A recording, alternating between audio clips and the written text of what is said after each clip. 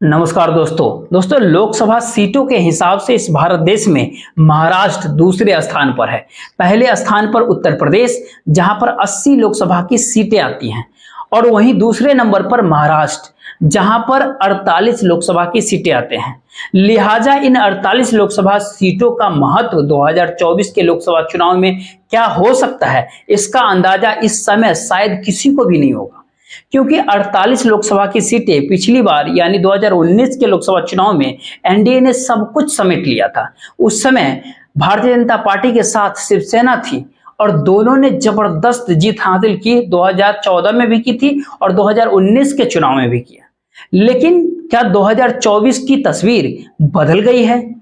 क्या 2024 की तस्वीर तो दिल्ली की सियासत ने ही महाराष्ट्र के भीतर पलट डाली, शिवसेना को तोड़ दिया, एनसीपी को तोड़ दिया और इन सब के साथ जो वोटों का समीकरण बैठाए उसमें भारतीय जनता पार्टी इस बात को मान के चल रही थी कि दरअसल शिवसेना तो उसके साथ है, चुनाव चिन्ह तो उसके साथ है, तो फिर वोट पड़ेंगे कहां?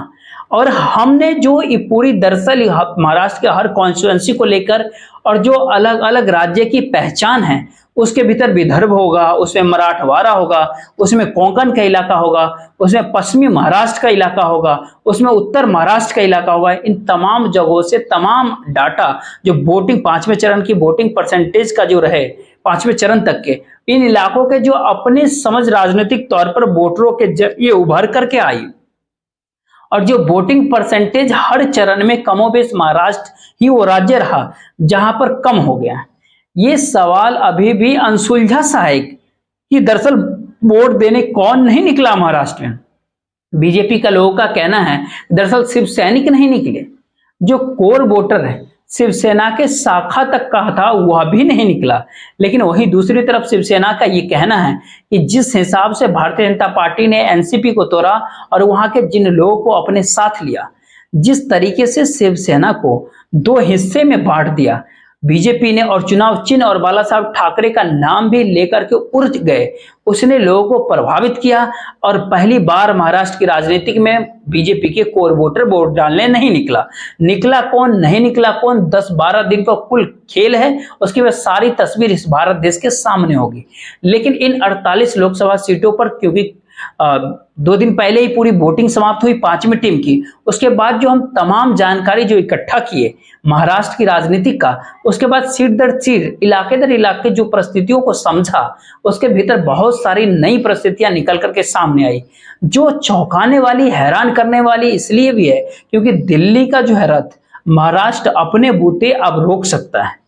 और अगर महाराष्ट्र अपने बूते दिल्ली का रथ रोक सकता है तो इसका मतलब इस दौर में बहुत साफ है कि भारतीय जनता पार्टी के तमाम राजनीतिक प्रयोग महाराष्ट्र की राजनीतिक में लोकसभा की वोटिंग के समय धरे के धरे रह गए, चाहे वो विदर्भ का क्षेत्र हो या मुंबई का क्षेत्र हो, वो कोंकण का एरिया हो या मराठवाड़ा का क्षेत्र हो। कुछ इलाकों से तो कुछ भारतीय जनता पार्टी का सुपड़ा तक साफ, यानी एक भी सीट उसको मिलती हुई दिखाई नहीं दे रही है। तो ऐसे में जो मुद्दे इस दौर में रेंग रहे थे वो कईयों मुद्दे हैं जो अलग अलग जगह पे दौड़ रहे थे।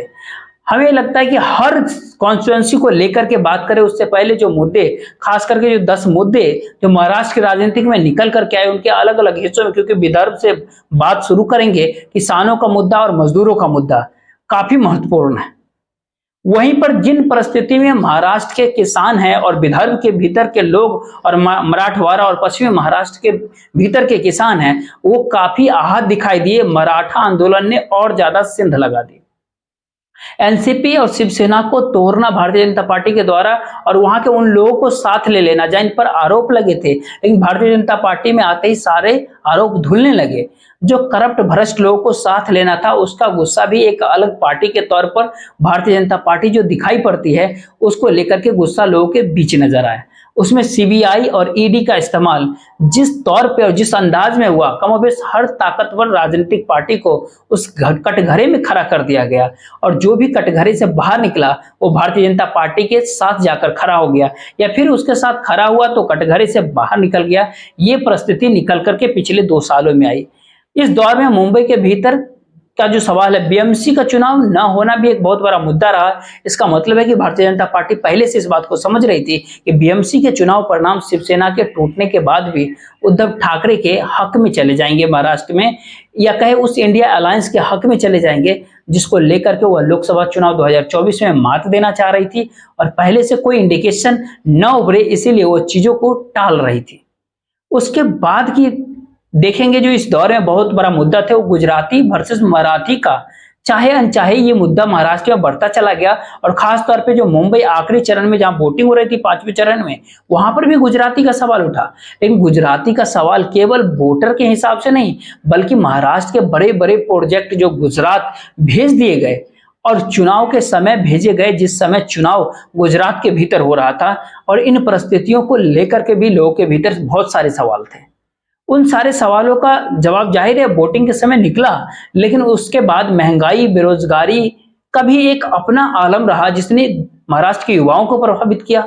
और जो मुंबई शहर के भीतर, पुणे शहर के भीतर में या महाराष्ट्र के बड़े बड़े शहरों में जो रोजगार ढूंढने के लिए पहुंचते हैं, जो उत्तर भारतीय जिनको कहते हैं, उनके भीतर भी महंगाई का सवाल लगातार हिलोरे मार रहे थे। और इसके साथ साथ जो संविधान का सवाल कांग्रेस ने उठा दिया या फिर कहे इंडिया गठबंधन ने उठाया, महाराष्ट्र प्रदेश की राजनीति में बाबा साहब अम्बेडकर की मौजूदगी इस संविधान से जुड़ी हुई है और उसने वहां के दलित वोटरों के दलित चेतना को कुछ नए सवालों के साथ खड़ा कर दिया, जो विकल्प देखते हुए एक ही झटके में उस रास्ते पर उतर पड़े जहां पर इससे पहले किसी भी चुनाव के भीतर जा नहीं रहे थे। वह एक ही झटके में गए और उसका लाभ जिस अंदाज में इंडिया गठबंधन को मिला वो आपको अलग अलग जगहों पर दिखाई अलग अलग तरीके से देगा। आखिरी क्षण ये था कि भारतीय जनता पार्टी ने तमाम कार्रवाई सियासी तौर पर जो किया, उसने एक संदेश दे दिया कि दिल्ली की कठपुतली सरकार को महाराष्ट्र के भीतर मौजूद है।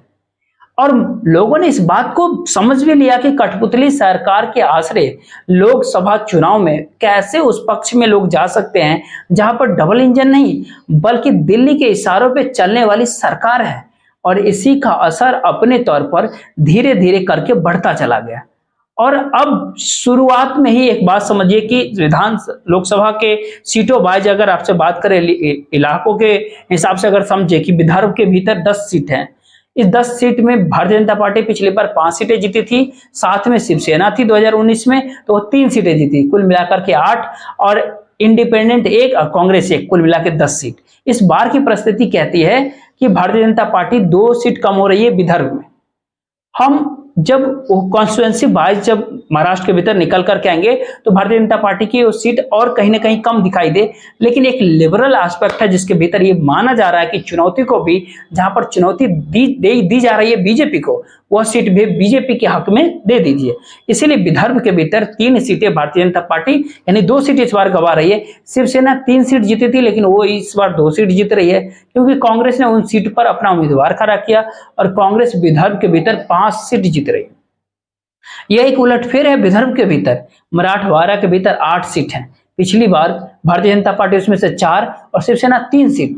इस बार यहां पर कांग्रेस 2 सीट जीत रही है, उसकी एंट्री हो गई, भारतीय जनता पार्टी शून्य हो गई, यानी मराठवाड़ा से भारतीय जनता पार्टी इस बार गायब है। यहां पर शिवसेना 4 सीट, शिवसेना का मतलब यहां पर उद्धव ठाकरे है, ये साफ साफ रखिएगा, क्योंकि उद्धव ठाकरे के अलावा दूसरे जो असली शिवसेना दिल्ली से जो आवाज दी जा रही थी एकनाथ शिंदे की, उनकी स्थिति महाराष्ट्र में बहुत नाजुक है। वो तमाम जगहों पर हारे हैं। जिन जगहों पर उनके उम्मीदवार थे जो नजर आ रहा था उसके भीतर पिछड़े हुए साफ दिखाई पड़ रहे हैं, पीछे चल रहे हैं। केवल 2 या 3 सीटों पर ही उनकी महत्ता है, बाकी जगहों पर नहीं है। उसका बात आगे करेंगे। लेकिन मराठवाड़ा के भीतर भारतीय जनता पार्टी को 1 भी सीट इस बार नहीं मिलना, कांग्रेस को 2 सीट मिल जाना, शिवसेना को 4 सीट का मिलना और एनसीपी को 1 सीट का मिलना, भारतीय जनता पार्टी 1 सीट पर मराठवाड़ा के भीतर चुनौतीपूर्ण स्थिति में जरूर दिख रही है। ये स्थिति मराठवाड़ा के क्षेत्र का है। लेकिन उत्तर महाराष्ट्र के 6 लोकसभा की सीटों में से पिछली बार 5 सीटें जीती थी बीजेपी, इस बार वो 1 सीट पर केवल चुनौती देती हुई दिख रही है। जीतेगी या फिर नहीं जीतेगी ये उस सीट वाइज एनालिसिस में अलग अलग सामने आएगा। शिवसेना 1 सीट जीती थी, वो 2 सीट इस बार हो रही है, शिवसेना यानी उद्धव ठाकरे की। कांग्रेस भी इस बार 2 सीट पे जीतते हुए दिख रही है, एनसीपी 1 सीट पे जीतते हुए दिख रही है। पश्चिमी महाराष्ट्र की 12 लोकसभा की सीटों में पिछली बार 5 सीट भारतीय जनता पार्टी जीती थी, 4 सीट शिवसेना जीती थी और 3 सीट एनसीपी जीत गई थी। इस बार शिवसेना 3 सीट जीत रही है, 4 से 1 कम हो रही है उद्धव ठाकरे, क्योंकि कांग्रेस के हक में जो 3 सीट जा रही है और एनसीपी के हक में 3 के बदले 5 सीट जा रही है। यहां पर एक इंडिपेंडेंट राजू शेट्टी का नाम सामने आ रहा है, लेकिन भारतीय जनता पार्टी एक भी सीट पर पश्चिमी महाराष्ट्र के भीतर नहीं है। शायद ये सबसे बड़ा झटका 2024 के लोकसभा चुनाव में ये रीजन वाइज है। जब ठाणे कोकन का बात करते हैं तो वहां पर के 6 सीटों में से पिछली बार भारतीय जनता पार्टी 1 भी नहीं जीती, शिवसेना 4 जीती थी और एनसीपी 1 जीती थी। इस बार शिवसेना 4 सीट, उद्धव ठाकरे की शिवसेना 1 सीट, शिवसेना एकनाथ शिंदे की और एनसीपी 1 सीट जीत रही है। मुंबई की 6 लोकसभा सीटों में 3 सीट बीजेपी जीती थी 2019 में, 3 सीट शिवसेना जीती थी। इस बार शिवसेना उद्धव ठाकरे की 3 सीट फिर से जीत रही है। 1 सीट पर चुनौतीपूर्ण स्थिति है एकनाथ शिंदे के साथ और एक सीट पे बीजेपी के पीयूष गोयल चुनौती दे रहे हैं और 1 सीट कांग्रेस जीत रही है, जो वर्षा गायकवाड़ की सीट होती है। ये रीजन वाइज की परिस्थिति है महाराष्ट्र की राजनीति में। लेकिन अगर सीट वाइज की आपकी रुचि हो तो अगर इन सारे सीटों को डाटा को लेकर के अगर सबसे पहले विदर्भ का अगर बात किया जाए, विदर्भ की 5 लोकसभा सीटें जहां पर कांग्रेस की जीत करीब करीब पक्की मानी जा रही है, उसके भीतर अकोला है जो पहले भारतीय जनता पार्टी जीती थी, यानी बीजेपी इस बार गवा रही है। गढ़चिरौली है, पिछली बार भारतीय जनता पार्टी जीती थी, इस बार वहां पर कांग्रेस के डॉक्टर नामदेव कृष्णन है। अकोला में डॉक्टर अभय पाटिल हैं। चंद्रपुर की सीट धानोरकर ने पिछली बार जीती थी, इस बार कांग्रेस के धानोरकर के निर्धन के बाद उनकी पत्नी को टिकट दिया गया, वह भी चंद्रपुर में अपनी सीट जीत रही हैं, यानी जीती हुई सीट को मेंटेन कर रही है। रामटेक शिवसेना ने जीती थी, इस बार यह कांग्रेस के हक में आ गया। यहाँ पर श्यामकांत वर्वे वो जीतते हुए दिखाई पड़ रहे हैं। अमरावती के भीतर पिछली बार इंडिपेंडेंट कैंडिडेट जीती थी, जो हनुमान चालीसा के पाठ को लेकर के सुर्खियों में आ गई थी, लेकिन इस बार वो भारतीय जनता पार्टी में शामिल हुई, लेकिन इस बार वो चुनाव हारती हुई साफ दिखती रही है। वहां पर कांग्रेस के बलवंत वानखेड़े जीतते हुए नजर आ रहे हैं। वहीं विदर्भ की जो 3 सीटें जहां पर बीजेपी की मौजूदगी जीत के साथ हो सकती है 2024 के लोकसभा चुनाव में, उसमें एक नितिन गडकरी है जो बहुत कम मार्जिन से इस बार चुनाव जीत सकते हैं। भंडारा के सीट में सुनील मेरे जरूर हैं, लेकिन उनको तगड़ी चुनौती कांग्रेस के प्रशांत बड़ोले से है। जो सामने इकट्ठा जानकारी निकल के आती है उसमें कांग्रेस के प्रशांत बड़ोले चुनाव जीत भी सकते हैं, यहां तक कहा जा रहा है। यानी विदर्भ के भीतर भारतीय जनता पार्टी की 1 सीट यहाँ पर और कम हो सकती है।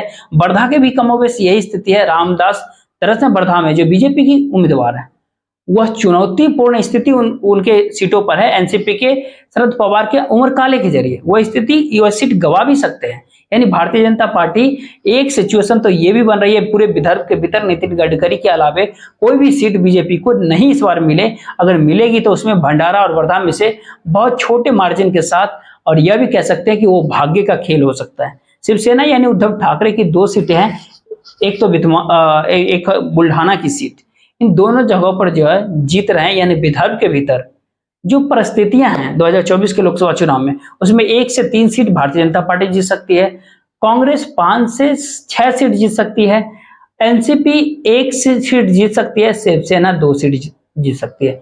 ये विदर्भ की कहीं न कहीं स्थिति है। जब मराठवाड़ा के भीतर आप झांकेंगे तो वहां की राजनीतिक पहचान मराठवाड़ा आंदोलन के साथ भी जुड़ी हुई है, और इसी दौर में मराठा आंदोलन भी आरक्षण को लेकर के शुरू हो गया। सत्ता में एकनाथ शिंदे, देवेंद्र फडणवीस, अजित पवार भी शामिल हो गए। यानी इस पूरे प्रकरण में अजित पवार का मराठा होना मायने नहीं रखा। सरकार में अपने तौर पर एकनाथ शिंदे का साथ पाना मुश्किल हो गया और भारतीय जनता पार्टी धीरे धीरे महाराष्ट्र की राजनीति में बैकफुट पे आ गई। ये स्थिति मराठवाड़ा के भीतर कैसे हो गई, इसको इस बात से समझिए कि केवल 1 सीट है जहां पर भारतीय जनता पार्टी जीत सकती है, और वह सीट जालना की है, जहां पर राव साहब दानवे खड़े हैं। वहां उनको चुनौती देते हुए कांग्रेस के कल्याण काले बहुत साफ तौर पे वहां नजर आ रहे हैं। जालना सीट भारतीय जनता पार्टी जीती जाएगी या कोई भी नहीं कह सकता, क्योंकि वहां पे चुनौती दे रहे हैं, वो कमोबेश आगे हैं, ये कहा जा सकता है। इतना ही बड़े चुनाव परिणाम से पहले इससे ज्यादा नहीं कहा जा सकता है।